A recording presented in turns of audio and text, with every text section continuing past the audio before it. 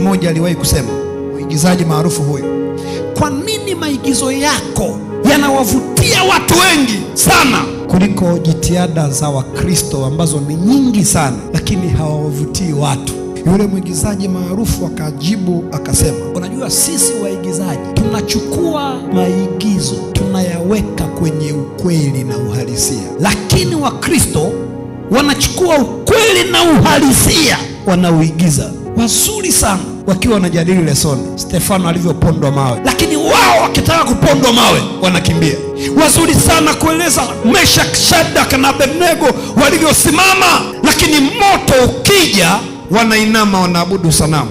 Na kwa hiyo mwigizaji yule akasema, the problem with Christianity, wao wanachukua the reality wanaigiza, sisi tunachukua hayo maigizo tunayapeleka kwenye reality. Na ndio maana ukienda YouTube ukikuta igizo zuri lina wafuatiliaji wengi kuliko hubiri zuri.